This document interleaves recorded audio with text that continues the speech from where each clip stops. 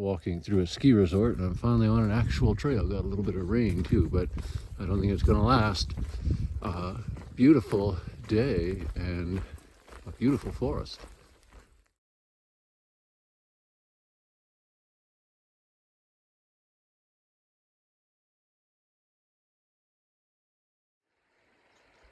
My dinner spot here, beautiful clear creek, some terrific mountains up above, and the mosquitoes are not too bad.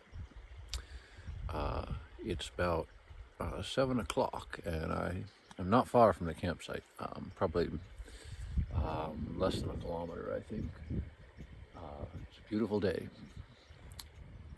I started right here at the Mt Norquay Ski area, and I've hiked so far about right here. Tonight's campsite is right up there. Coxcomb it's called. And here's dinner. This water is just gorgeous.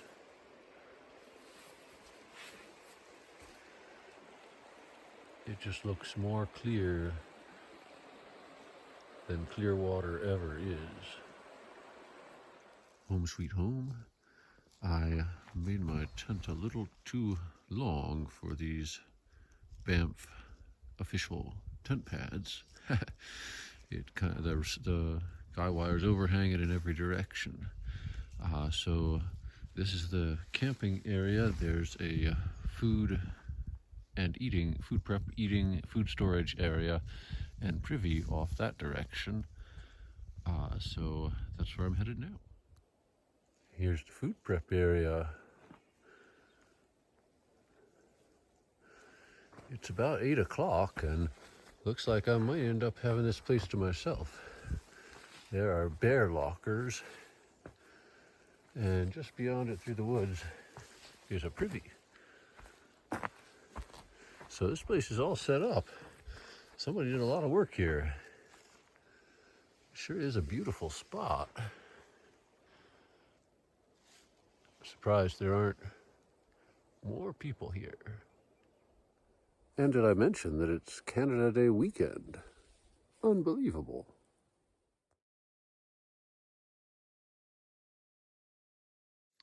I guess it was fairly cold last night.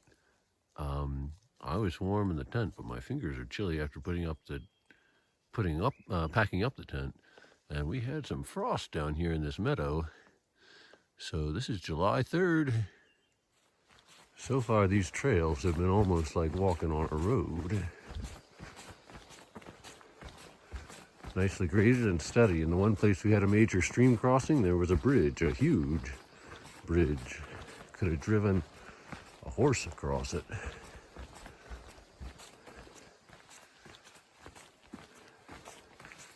It's a pleasant morning. I like these Parks Canada signs. They're pretty minimalistic. And it's Mystic Lake and Mystic Pass that I'm headed to. MI-22 is the code for a campsite. And I'm going to stay in JO something or other on the other side of Mystic Pass. So I'm crossing over to the sunny side of the valley finally, so I will probably be taking off my wool jacket, wool shirt, because it's warming up. Well, here's a surprise. The trail seems to go right through this corral. Got a nice gate with a spring-free latch there. Beautiful country.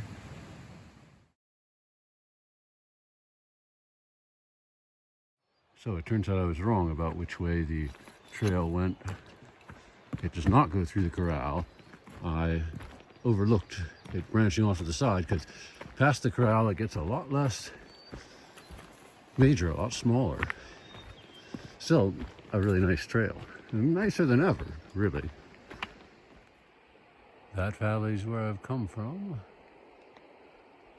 And up here is where I'm headed. I've been seeing a number of these burgundy paintbrush lately. And of course some asters. And some of them come to an even lighter pink. And they're stretched all the way back to the woods. Such a variety in that bloom. Mystic Lake, the first lake of this trip, the first of many if I get to the end as planned. Coming out into the alpine zone as I approach Mystic Pass, and there ahead of me, the little orange speck. That's the first person I've seen since about 5:30 or 6 o'clock last night. So these trails are pretty solitary. Here's the summit of Mystic Pass. That's where I'm headed next. Little cairn marking the top. And that's where I've come from. No snow on the pass, which, except a little patch over there, which is a good sign for my fords later on in the hike. Hopefully the water will be low enough that it'll be easy. Very pretty waterfall, I'd say 30 to 35 feet high. This trail down from the pass has been really steep. I mean, so steep that I've slipped on it a couple of places and just skidded down the dust. But very pretty. It's the way to get to a valley in a hurry, I guess. There's the Johnston Creek Valley. To the left is Johnston Canyon, the famous hike, and to the right is where I'm going to head when I get down to the valley bottom.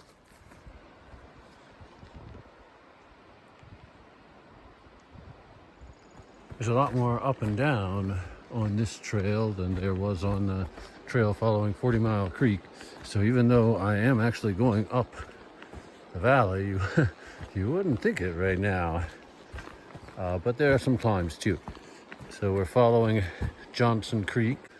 I'm not sure how they fit all that water through Johnston Canyon down at the bottom of the valley.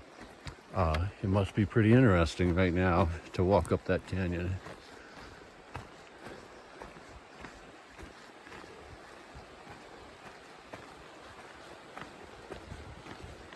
So if the other one was like a road, this trail's more of a trail. This is Llewellyn Lake with a little rain shower coming through. Pretty outstanding setting.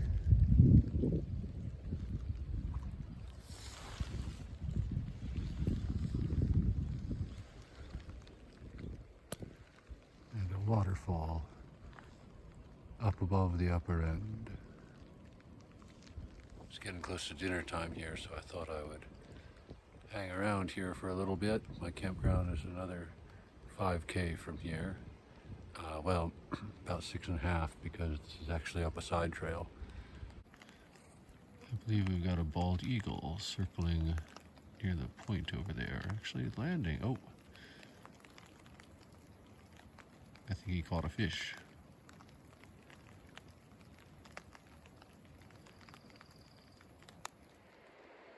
Some pretty terrific hiking.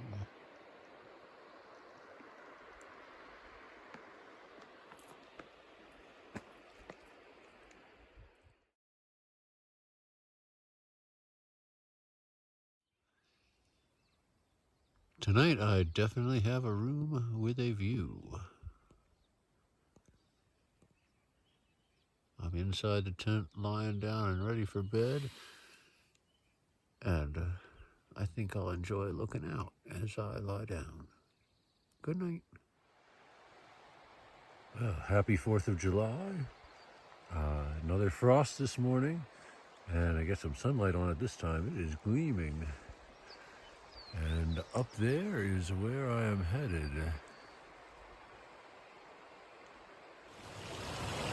Well, at this point I've lost the trail. It came out onto all these gravel flats and I never saw it leave. But I'm sure I'll make it somehow. I know where I need to go. That took less than a minute. This is the Most major trail I've seen all morning. I think this might be my first glacier of the trip.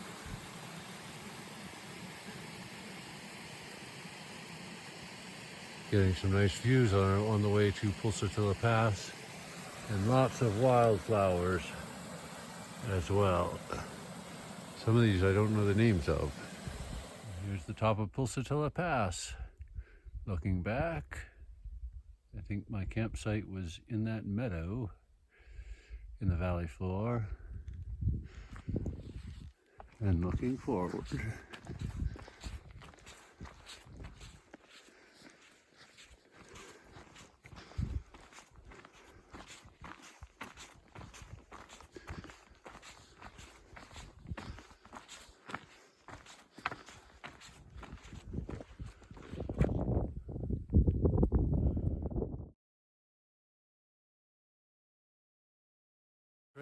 This trail coming down from Pulsatilla Pass is really steep. I've been coming down a long time. And there have been a couple of interesting obstacles right ahead. Actually, starting right here, we've got uprooted trees just heaped in stacks. It's going to be a job getting over those. They came from all the way from somewhere up here. I mean, an avalanche must have started up on that side, roared all the way down the hill and up this side, and keep the trail full of sticks. Not to mention broke the limbs off of a lot of the trees, even here at the end of its run. Up on this high plain, this little pass here, I think is a triple divide. There's a creek that flows out of it that direction that I've followed up to get this far. There's a creek that flows out the other side as well. In fact, that's the headwaters of the Red Deer River. And then I think something flows out this side too. I may be wrong about that. May have to go up a little bit to get to the lake. There's a lake just the other side of that. That's where I'm aiming for lunch. Well, Baker Lake is all right. It's all right. And it does drain back the way I came, that way. So I was incorrect about that being a triple divide valley. But this lake is pretty nice. Gorgeous setting. I think my next move is right over that pass to the right.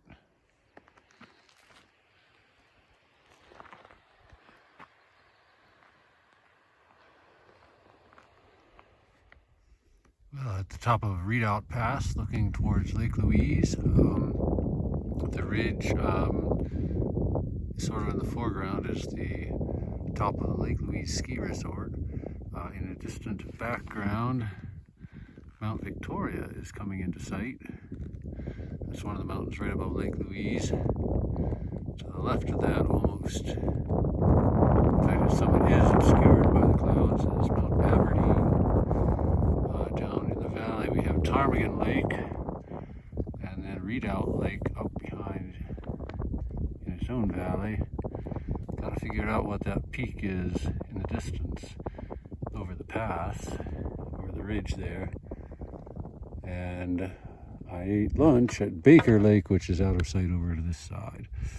So that's the side I came up. Here is the side I'm going down.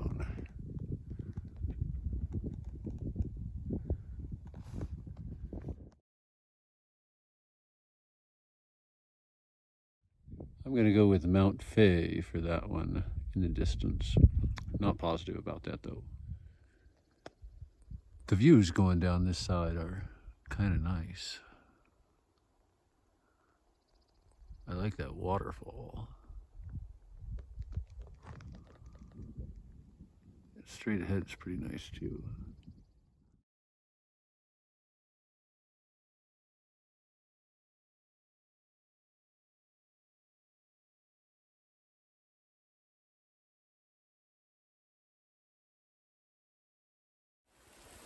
Hails swung in here. I'm standing under a tree which is remarkably leak-proof. Got my poncho on too though, so I'm ready. Beautiful to see. We'll see how long this lasts. Little Wilderness Hotel. Well, I just passed the Skokie Ski Lodge. Good to see that place. It'd be fun to go there in the winter. You have to ski in about 11K, I think. The rain is passing. Mine almost have passed. Didn't last long. And there's blue sky ahead. And thunder. I don't know if you heard that. Thunder to the left. Poncho does a really good job. Major scree crossing I've had on this hike. And the Maryland Lakes are somewhere up ahead, probably right above that bench of rock.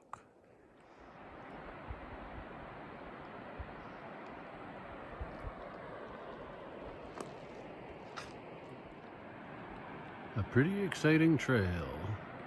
Switchbacks up and down this scree field here. And what else is exciting, if you look down there, there's a stream flowing. There's no stream coming over these cliffs. The lake is right above the cliffs. The stream must go under them. It's a big stream too.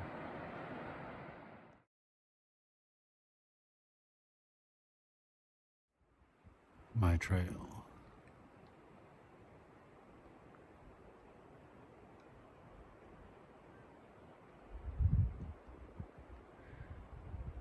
Pretty fun trip. And as always, great views. A massive spider. The guy is almost the size of a crayfish. Well, from here we head to the left, the bottom one down the Red Deer River. And here I'm leaving the land of official campsites. So I'm sort of on my own from now. Probably a lot less people too. There haven't been very many. Even around those famous lakes, there weren't too many.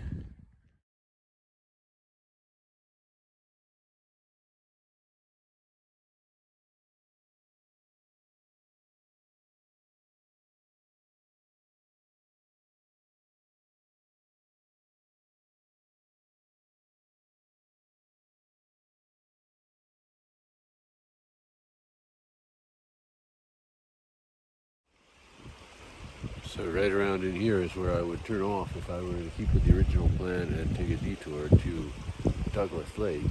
Douglas Lake is right up that valley. I'm debating about whether or not I'm actually going to do it. It would mean fording a river, that river, the Red Deer River. It's as easy as fords can be, shallow, and as mountain streams go, quite slow moving, braided down here. Everything you want in a ford.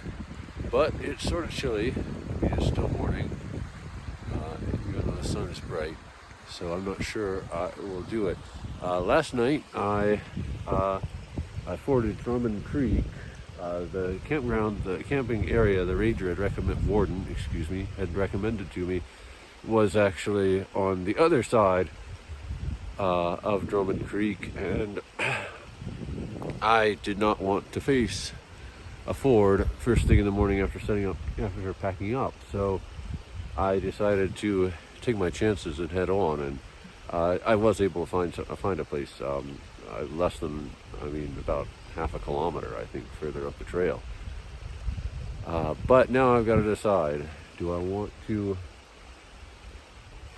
have a ford first thing in the morning after all, or just go on and save myself 8 or 10 kilometers? I'll keep thinking. Well, look at that. I don't know if you can read that. Very faded sign. I didn't expect to get a sign to Douglas Lake. And actually, I had pretty much given up on going to Douglas Lake. But it looks like maybe I get a second chance here. I'll go and see what the river crossing is like. Well, the trail petered out before I even got to the river, and I can't see any sign of a trail going up the other bank either. And and it's still cold enough. I haven't eaten breakfast yet, or even taken my gloves off yet, except to film. So I think between all those factors, I'm going to give Douglas Lake a miss for this trip. But I bet it is spectacular. It's in this deep valley up here. Huge glaciers up at the upper end of the valley. The lake itself is quite large. One day, I'd like to see it. So I'm going to sit on this gravel bar here and eat breakfast, and if something occurs to me in the meantime, maybe I'll change my mind. But it's a good place for breakfast at the very least. Somewhere up there is Douglas Lake. Some other time.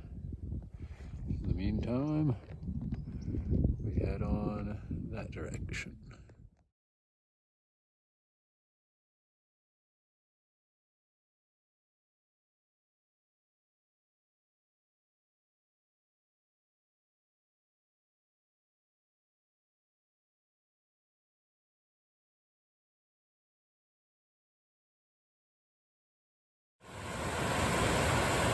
The Red Deer River is getting pretty large now and scenic. I was always scenic. I don't ever have to cross this since I decided not to go to Douglas Lake. It's getting pretty wild now. I would strongly consider portaging that.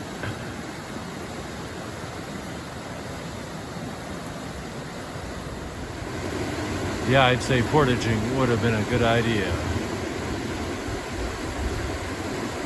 I don't know how that river fits through those narrow little slots. They must be pretty deep. You could hop across it, though you'd run into trouble on this side. The Red Deer River is totally fordable here. I can see the bottom all the way across, and it's not far down. That's where I've come from. By the way, I didn't ford it. I just went out to it to have a look. There's a lake up there. If you feel like fording the river, you can go to a small lake in the middle of the valley. I love the lakes that are surrounded by mountains the best. So one in the middle of the valley didn't hold enough attraction for me to get to do another ford. But I'm headed down there, and I think that valley you see in the distance, I've got 8.8 kilometers till I turn up a valley, and that might be it.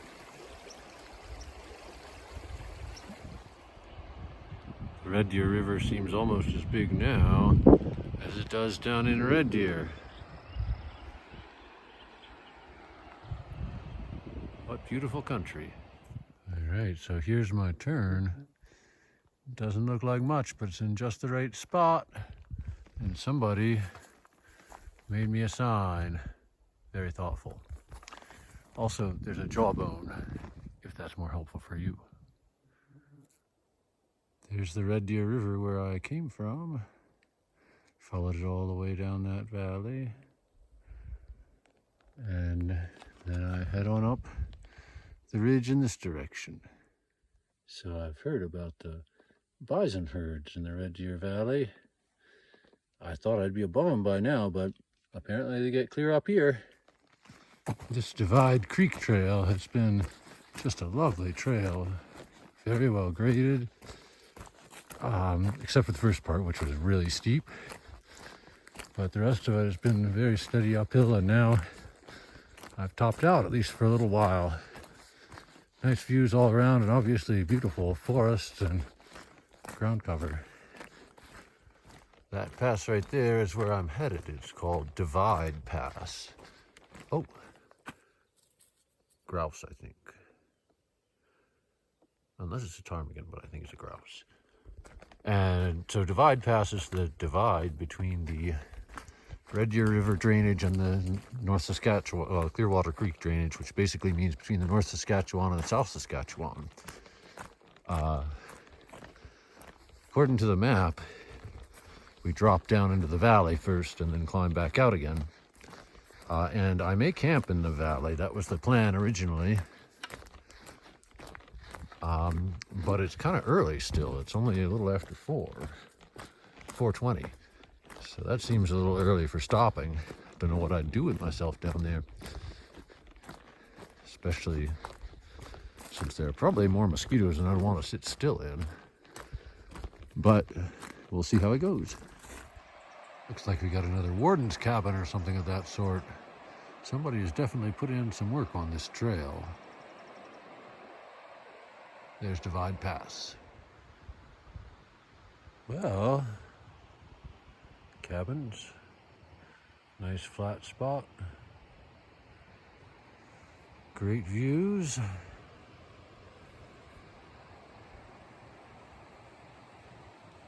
And nice seats. I think this must be the place that the warden was telling me about, was in this valley. I sure don't see anywhere else that looks like it meets the description. I think this must be what's on our list for a campsite. I don't see why I couldn't stay here. So I'm stopping early tonight. That one doesn't have a roof on one half. Huh. It's not long for this world.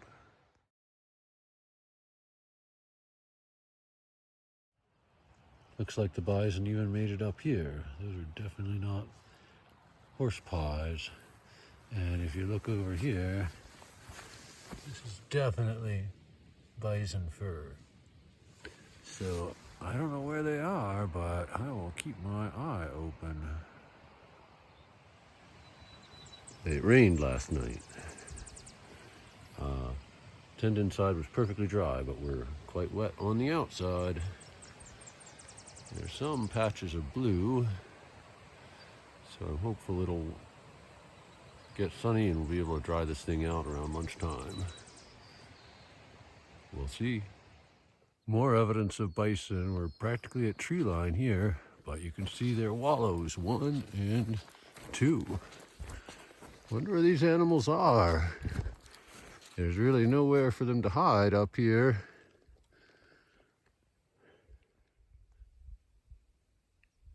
There they are,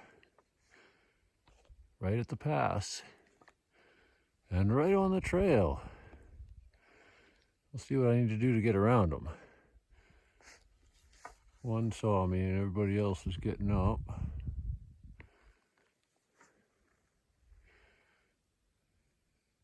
I guess they're contemplating their options, so I'll give them some more data. I'll move to the left here.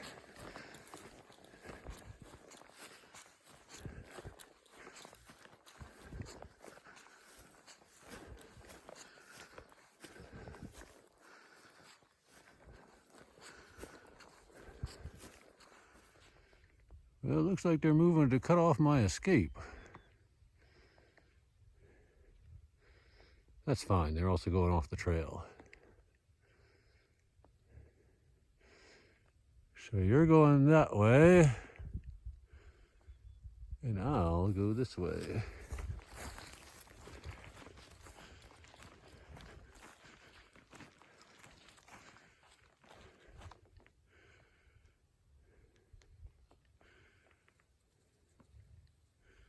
Looks like some young ones over there up ahead. Some really young ones in the middle here. Yeah, sorry friends. Oh, and some really little ones. The orange guys. Nice views up here. I'm almost to the top now. That's back the way I came. And here's the other side.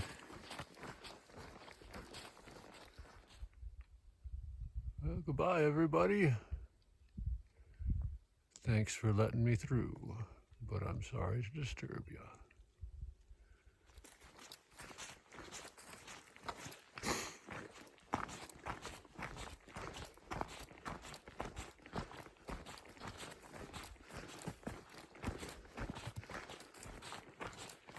Three marmots. I lost the trail for a while. I'm back on it now, but I went through an area with a bunch of landslides, washes really, loose boulders and things, and I think the trail was kind of obscured for a little while. But this is a beautiful walk through this narrow bit of the canyon. It's one mass of gravel eroded after another. The trail is washed out more often than it's there. I've had quite a few fords as well. In fact, I gave up changing back into my hiking shoes. I'm just hiking in my water shoes, and turns out that was a good decision. Wish I'd done that for the first ford and the second ford, but it wasn't until I got to the third one that I realized I was going to be seeing a lot of these. But it just it goes on and on and on. For a while, I actually had to just walk down the river because there was a cliff on one side and a really steep sliding gravel pile, kind of like that one, on the other. So somebody's been through here. I mean, there are cairns some places, and there are little ribbons, like plastic ribbons, tied on trees to mark the new suggested route. They're not always easy to spot, but they are helpful sometimes. So this part has been an adventure. Should be at the Clearwater River before too long. Back on trail. Look at that, that's a trail. So nice to see. I actually missed my junction back there because I think it was either washed out, or maybe because of all the washouts I had lost the trail before the junction came. So I got to a creek that was supposed to come into a tributary creek that was supposed to come in about 200 meters below where the junction was. So then I decided I'd head uphill. And it was steep, but actually I think it was a bit easier than going through the willow bottoms. There were plenty of snags and things to get around, but it was easier than those willows. So hopefully I'll be making some pretty good time here. I think I've got about 2K till I get to the Clearwater River. I forgot to mention that this trail is called Peters Creek Phone Line. I don't have any idea where the phone line part comes from. It's called Peters Creek because the creek down below that I kept waiting is called Peters Creek. So yes, Peter, that was your creek that was causing me so much trouble. I came down pretty much to the valley floor. The Clearwater River is between me and that wall. I head up it, past that mountain, and around the back side of that mountain there's a trail heading up to a pass over there. A well-posted tree. I can't read most of them, but I can read Whiterabbit Trail, which is the one that I want to come out on, and Siffleur River, which is beyond the one that I want to take. So I must be headed in the right direction. Here's the Clearwater River, the biggest river I have to cross. And it looks totally fordable. So fordable that I'm not even going to make sure I get all my stuff in my dry bag. I think I'm really confident about this. And relieved because my plan B was to hike back. Now this might not be the only channel, but I think it must be because there's a sign right over on the other side. Well, there have been lots of channels actually, but that first one was by far the main one. The rest have been at most mid-calf. And this one looks like somebody's been busy on it, but not for quite a while. This trail is certainly heavily traveled. Sees a lot of traffic. I'm actually rather glad about that for a change. Wow, what is that thing on that tree up there? A burl, is that what you'd call it? Astonishing.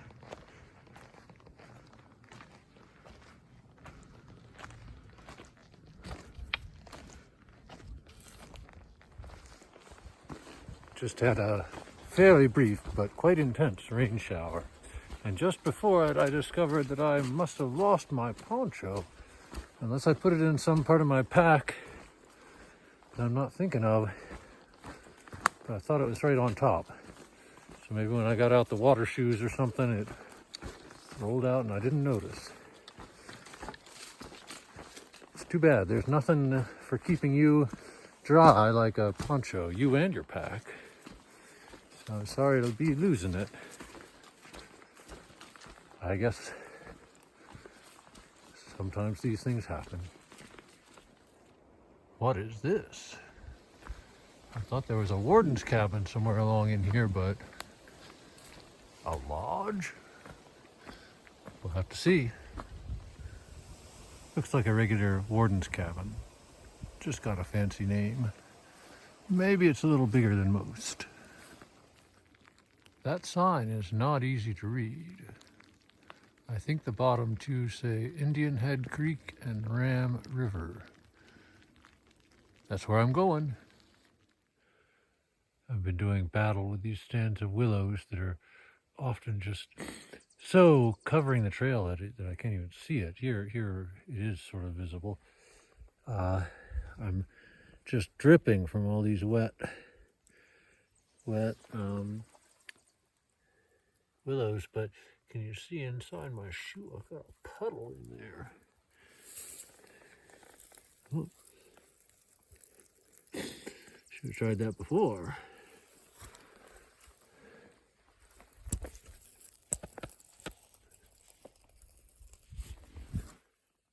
I keep seeing a large dog print around here. I don't know, could it be a wolf? This one's sort of messed up because right above it there's a deer. I'm inside the tent. The tent is dry. It got to dry out just enough, I guess, just even though it got a few raindrops on it before I put it away.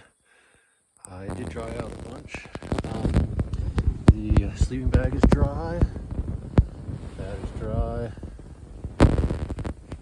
The spare socks.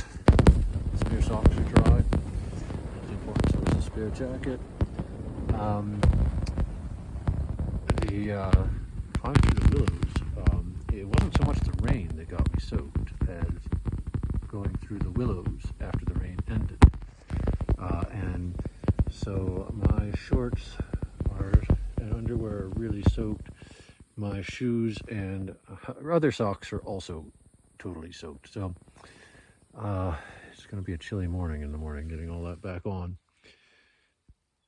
But for now, I'm very comfortable. Well, in the middle of the night, I noticed that my sleeping bag was damp on the outside. And so I reached up on the ceiling to check the condensation, and it was frozen.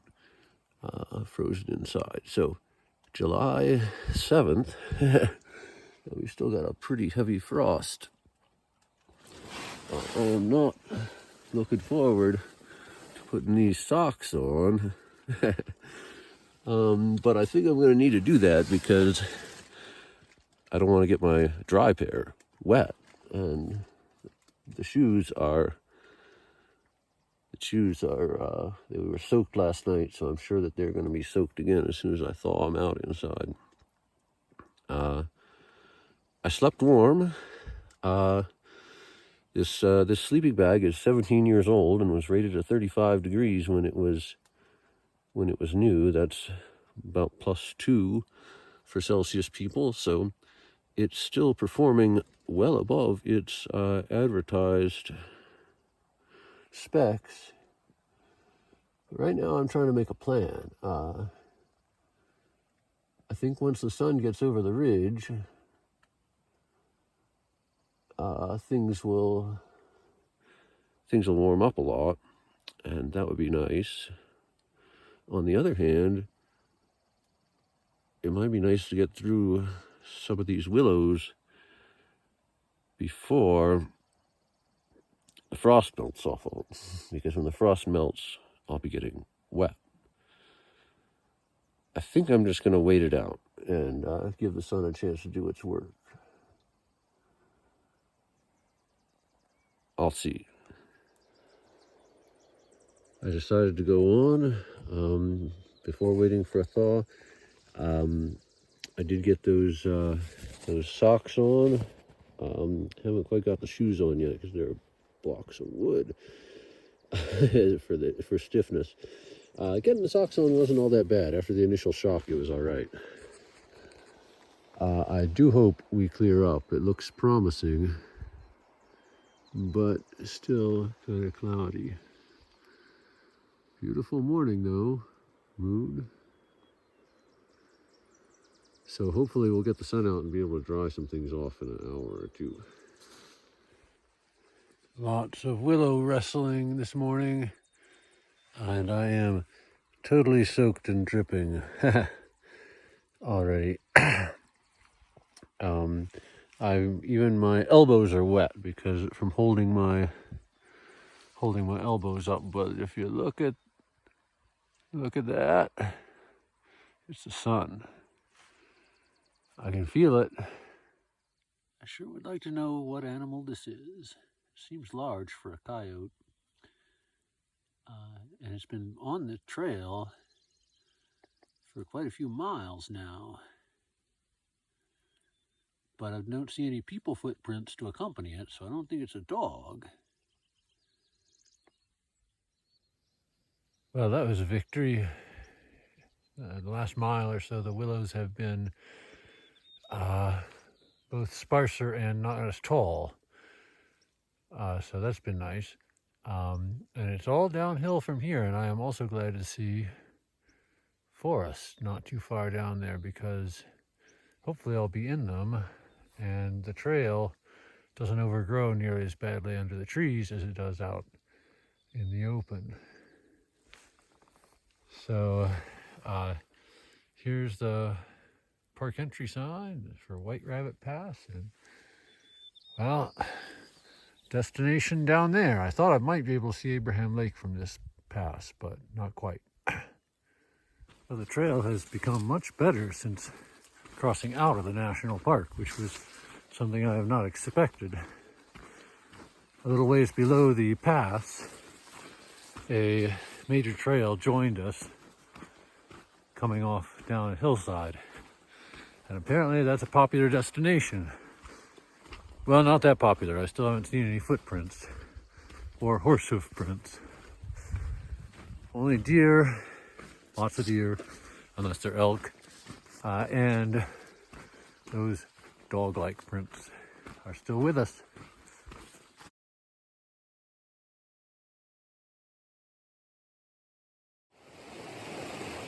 Well, the sun is shining a little bit. The wind is blowing gently. I think we should be able to get the tent dry.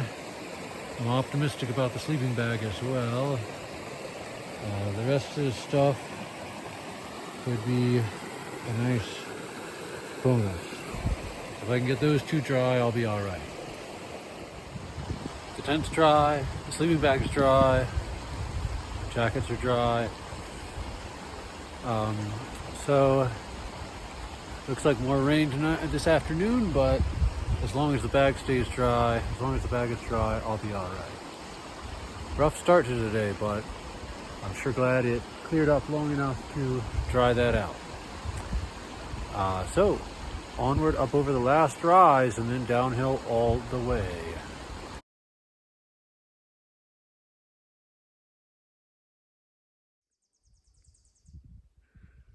Here's the top of the last little hill. That way, downhill all the way to Abraham Lake. And this is where I've come from. And that's where I'm headed, straight down that valley.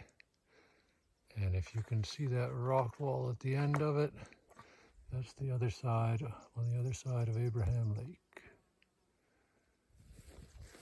I don't know if I can communicate on a video just how pleasant this walking actually is.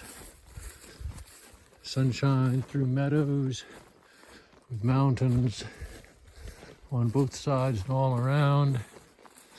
Occasional willows to push through, but a lot better than the other side of the pass. I'm really enjoying today. Can you see the porcupine right beyond that white yarrow? He was out in the open and I startled him into the bush. He bristled up all his spines for me. Well, I'll leave the poor fellow alone now. It's the last morning. Yesterday it never did rain, so praise God. Sun is already up today, all the way down, I guess I should say, down into the valley here. I think I've got about 5 to 7 kilometers to go to get to the trailhead. Need to be there by noon, so that will be really easy. It was also rather warm last night. No frost by a long shot. This Canadian wilderness is pretty serious. I haven't seen, it's Saturday morning, and I haven't seen another person since Tuesday afternoon. That may be the longest in my life I've ever gone without seeing other people. I didn't miss them, though there were times I missed the trail maintenance that goes with other people. Crossing the North Saskatchewan River and almost back to the parking lot. In fact, I just saw a car. Just saw the first people I have seen in since Tuesday night, Tuesday afternoon. So, it's almost back to civilization. What beautiful country. It's been a good hike.